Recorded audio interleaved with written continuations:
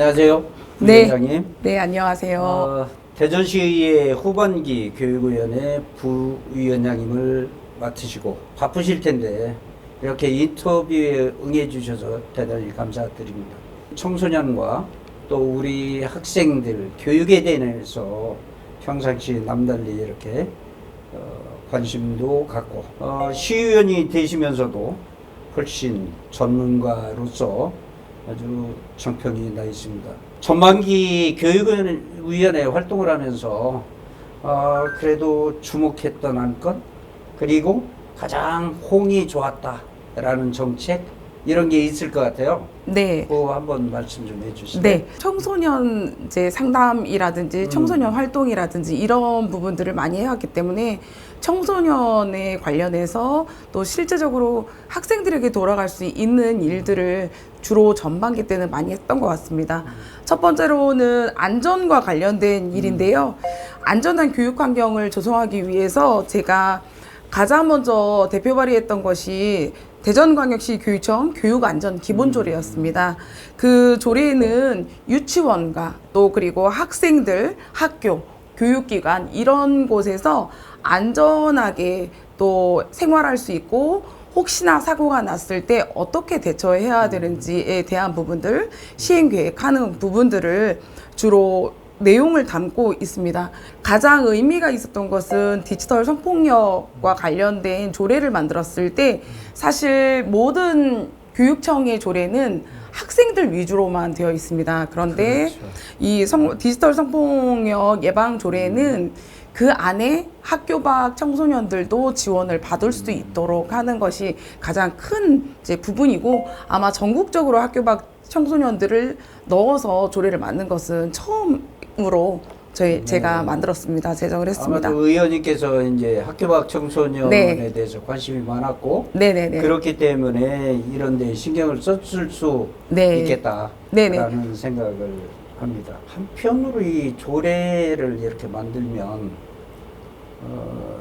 체계화되고 조직화되고 이런 면에서는 긍정적인 측면도 있지만, 어떤 면은 자칫 잘못하면 형식적으로 흐르고 또 교직원들의 부담 증가 이런 쪽으로도 혹시 있을 수 있는데, 그런 면도 최대한 이렇게 배려를 하셔갖고 만드셨던 것 같아요. 네네. 그래서 가장 큰 것이 바로 그런 거였습니다. 네. 사실 그 공무원들, 우리 학교 안에서 있는 모든 분들이 어떠한 이런 좋은 조례를 만든다고 하더라도 너무 일이 증감되면 안 되고 오히려 좀 더 감소하고 또 간편하게 할 수 있는 일을 하기 위해서 어떻게 하면 좋을지에 대해서 사실 굉장히 많이 좀 신경을 썼습니다. 아까 언뜻 말씀하셨는데 마약류, 또 청소년 유해약물 이런 부분이 이제 우리도 완전 안전지대는 아닌 걸로 그렇죠. 나타나고 있잖아요. 네네.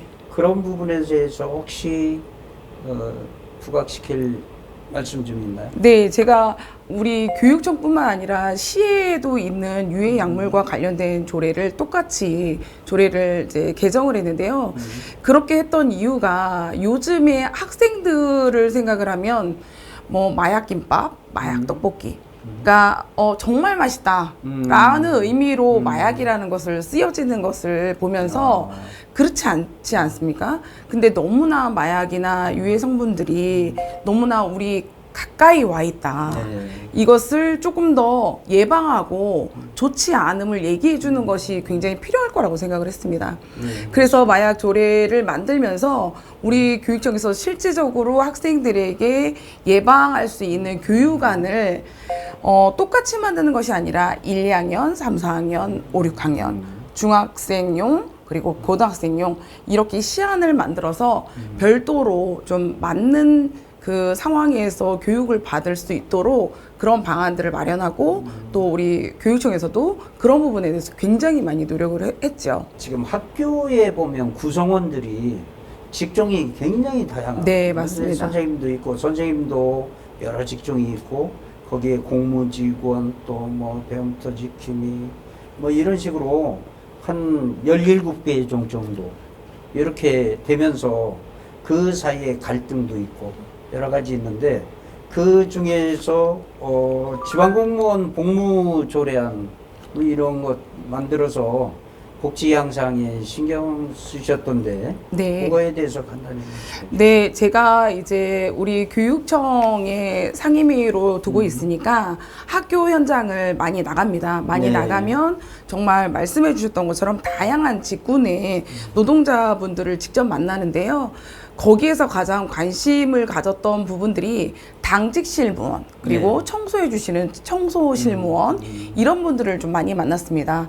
특수 실무원 분들도 많이 계시지만요. 근데 이제 쭉 살펴보면서 어떤 부분이 있었냐면, 당직 실무원 같은 경우에는 휴게 시간이 근무 시간보다 훨씬 더 많음을 제가 알게 되었어요. 예, 예.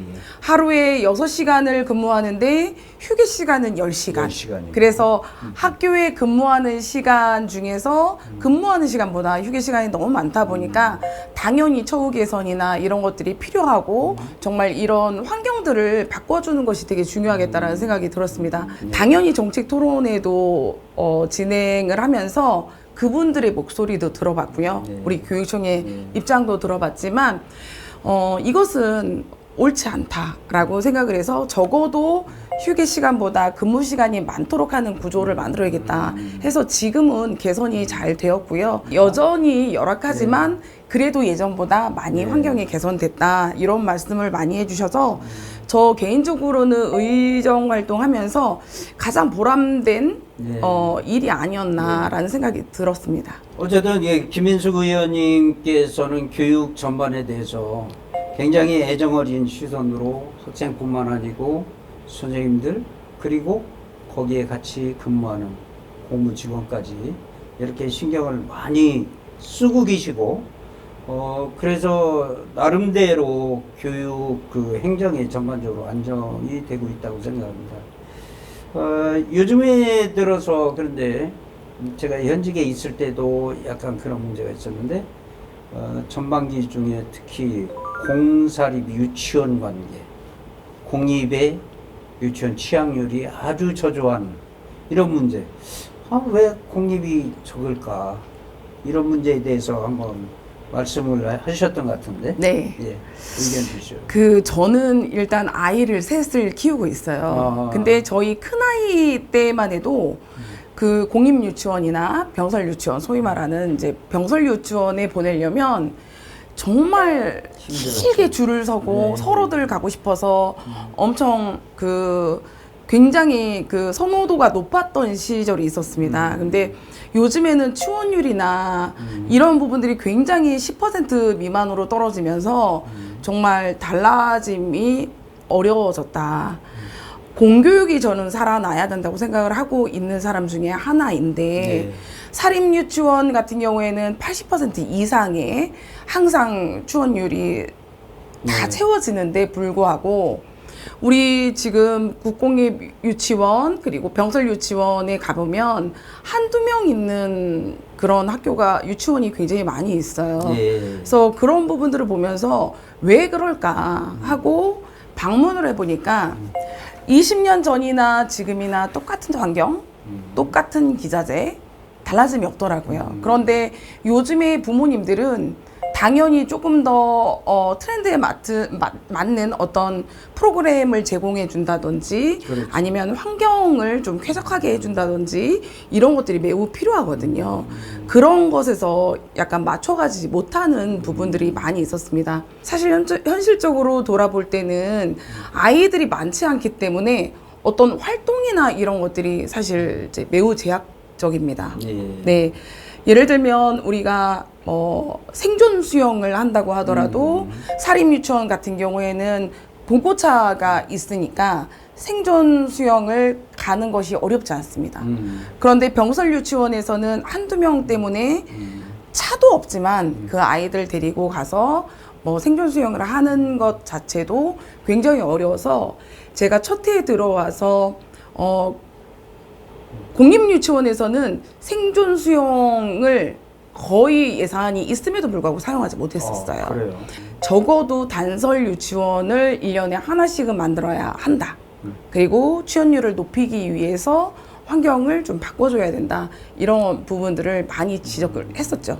그러니까 그 병설 유치원과 단설 유치원 그리고 상식적으로 생각할 때 공립 유치원이 더 선호되고 그럴 텐데 지금 의원님 말씀 들어보니까 시설 납부 네. 또 여러 가지 환경적인 지원 이런 게 저조한 이유죠. 네, 그렇습니다. 아이들이 줄으니까 차량 문제도 네. 통학 문제도 부모가 직접 태워다 줘야 되고 네. 그런 이제 여러 가지 사항을 좀 뭐 해결할 수 있는 방안이 좀 없을까요? 그 또 하나 큰 문제가 직장을 많이 다니는 이제 부모님, 맞벌이를 하시는 부모님 입장에서는 방학 동안에는 운영을 하지 않습니다. 아이들 공립은. 식사도 제공을 하지 않고요. 음.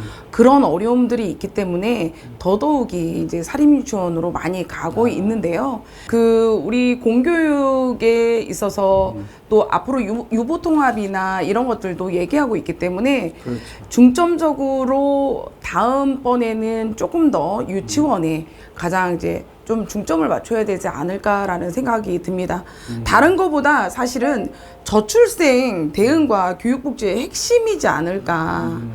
맞습니다. 네, 그래서 더더욱이 우리 교육청에서는 이 유치원에 대한 부분을 조금 더 많이 신경을 써야 된다라는 게 예. 제가 계속하는 주장입니다. 아주 올바르신 지적이고 한편으로 의원님께서 행정감사 때인가 그런 말씀을 하셨던 걸로 기억되는데요. 공립유치원에서 취약 그 학생들 모집하는데 좀 관심이 별로 없다. 네, 맞습니다. 그죠? 사립은 이제 내 사업에 어떤 생존이 걸려 있기 때문에 굉장히 적극적으로 하고 뭔가 변화를 주는데 공립은 좀 안일하지 않나. 그런 측면도 있었다라는 지적을 하셨던 것 같은데. 네네네네. 그 홍보나 이런 부분들에 대해서도 공교육과 사립유치원과 어떤 병설유치원에서의 어떤 차이점이라든지 이런 부분들을 좀 더 강점화 시켜서 뭔가 홍보를 한다면 부모님들 입장에서도 그 좀 다시 한번 가볼까 뭐 이런 생각을 할 수 있을 것 같아서 좀 더 적극적인 홍보를 해주기를 제가 요구했죠. 또한 교육청에서도 뭐 모색 방안을 적극적으로 해야 될 것 같아요. 네, 맞습니다. 제가 있을 때 옛날에 어떤 얘기도 했냐면 유치원 이렇게 병설 유치원 3군데 있으면 인접지역 3군데를 묶어서 통학 차량도 만들고 여기는 특성화를 나름대로 시켜서 하면 그런 것도 괜찮지 않을까라고 제안을 하는데도 선뜻 못하더라고요. 지금 이제 국가 사업으로 시범학교라고 해서 지금 네. 말씀해 주신 것들을 몇 개는 진행을 하고 그렇게 있습니다. 하고 있어요. 네. 예. 지난 3년 동안 너무나 굉장한 성과를 내셨고 그런데 좀 이 분야는 내가 좀 더 해봐야겠다라는 그런 추진 중점 부분이 있을까요? 네. 교육위원회에 지금 제가 상임위원회로 두고 있고 가장 이제 중점적으로 일을 하고 있지만 사실은 시의원이기 때문에 우리 대전 시정에 또 감시도 되게 중요한 일이라고 생각을 하고 있어요. 그 지난해 같은 경우에는 영시축제에 대한 부분들 어떻게 이런 성과 자료가 어떻게 객관적인지를 살펴보는 작업들을 좀 했습니다. 사실 시정 질문을 통해서 영시축제와 관련해서 이장우 시장님과 같이 질의를 했었는데요. 실제적으로 객관적으로 우리 대전시에 영시축제에 얼마나 많은 사람들이 축제에 같이 참여하느냐 이 부분이 굉장히 논란이 됐었어요. 저는 이제 지하철, 버스 또 고속버스, 기차 이런 부분을 전부 다 포함해서 인원수를 전체적으로 했을 때는 많이 잡아도 75만 명으로 저는 추정을 했고요. 우리 대전시에서는 200만 명으로 추정을 해서 그랬었죠. 굉장히 논란이 됐었었죠. 그러니까 우리 의원님이 굉장히 네. 과학적이고 사실 그 통계를 낼 때도 그냥 어렴풋이 하는 것이 아니라 직접 이렇게 조사를 해갖고 하시고 네. 또 의원님 지적하실 때도 그때 뭐 설문을 통해서 이렇게 했는데 설문 그 인원이 한 뭐 300명? 네네네. 뭐 이 정도 작은 인원 갖고 뭐 한 40% 이상 증가했다. 네네네. 뭐 이런 통계는 조금 부적절하다 지적하신 걸로 그렇죠. 알고 있습니다. 네네. 교육행정에서 개선해야 될 점이 굉장히 많아요. 아, 진짜 사실은 맞죠. 알면서도 못하고 있고 여러 가지 어려움이 있는데 그 중에서 이 2019년도부터인가요? 우리 학생들 무상교복 이렇게 지급되고 있잖아요. 네. 지금은 뭐 30만 원 상당 현물 지급하고 있고 엊그제도 무슨 정책 포럼 하신 것 같던데. 네네. 그죠? 맞습니다. 네. 그 내용을 보고 과연 어떤 목소리를 내시고 어떻게 개선돼야 되는지 그것 좀 한마디 우리 말씀해 주시면 좋겠습니다. 우리 교육 쪽에서 정말 개선되어야 할 것들이 사실은 많이 있습니다. 요즘에 가장 이슈가 됐던 것들이 사실 이제 급식 문제도 있었지만요. 그 전에 무상교복이라는 게 무색해 할 정도로 사실은 30만 원 안에서 교복을 제공하기는 어렵습니다. 실제로 학부모님들은 더 많은 예산을 들여서 교복을 맞추고 계시고 네. 또 학생이나 학부모의 선호도에 따라서 결정되지 않는 것이 사실은 가장 큰 문제였고 계속적으로 지적이 되어 왔어요. 예전에는 뭐 자켓, 조끼, 와이셔츠, 바지 정도였다면 지금은 뭐 후드 점퍼, 가디건, 뭐 반바지, 또 여학생 같은 경우에는 치마에 반바지, 뭐 긴 바지까지 해서 너무 품종이 많은 것들을 이제 학교에서 요구하고 또 그것들이 강제적으로 구입을 해야 되는 건 아니지만 선택을 할 때 치마만 사도 되지만 바지도 사야 뭐 하고 있으면 사죠. 수선비도 포함이 되고 여러 가지 이제 부수적으로 붙는 것들이 많다 보니까 예산이 굉장히 많이 올라갔고 또 예를 들면 자켓 같은 경우보다 셔츠나 바지를 많이 구입을 합니다. 가장 중요한 것은 학부모나 학생들이 선호하는 것들이 가장 중요하겠다. 그래야 또 어떤 민원이나 이런 것들도 줄어들 수 있거든요. 그래서 지금 현재는 지금은 현물로 지급하고 있지만 앞으로 바우처로 지급을 한다든지 현금성으로 지급을 해서 정말 맞게 본인들이 원하는 것을 구입할 수 있는 방법도 열어두고 조례를 지금 개정하려고 준비 중에 있습니다. 혹시 뭐 이런 생각은 어떨까요? 기본적으로 학교 오자면 체육복, 생활복, 교복 이런데 뭐 재정적인 한계가 있을 테니까 차라리 교복을 대용해서 생활복이나 체육복 쪽으로 지원을 해주면 오히려 그런 면도 한번 생각해 볼 필요가 있지 않나. 네, 그래서 계속 얘기하는 것이 어쨌든 품목을 굉장히 단순화시키고 좀 줄여라. 그리고 또 하나가 이제 계약 방식에 대한 부분들을 좀 개선해라. 이런 것들을 계속적으로 얘기하고 있고요. 각 학교마다 품목이 너무 많은 것들을 최소한 좀 줄여서 진행하고 또 학교에 상징할 수 있는 뭐 점퍼라든지 아니면 뭐 후드 점퍼 정도만 입는 아주 단순화하는 그런 방법들도 아이들의 개성이나 뭐 인권이나 이런 것들을 중요시하는 부분에서는 굉장히 중요하다고 생각을 하고 있어요.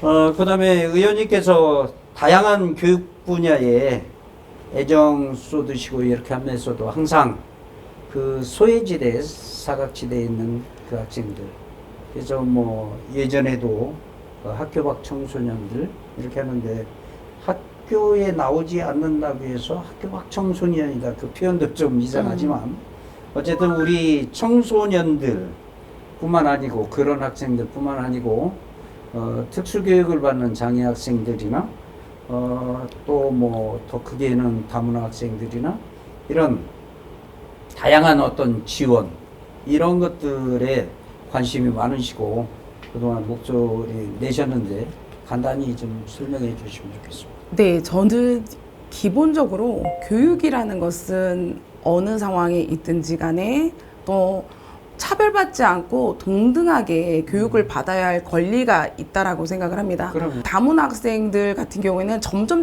늘어나고 있습니다. 아, 예, 당연히. 그래서 더 많이 지원을 해야 하는데 그럼에도 불구하고 우리 교육청에서는 지금 현재 다문화 학생들에게 지원되는 부분들은 여전히 그냥 비슷한 수준에 놓여 있다. 그런 부분들이 좀 있고, 특수학교 학생들 같은 경우에는 학교를 가는데도 걸리는 시간이 90분이나 걸리고, 맞아요.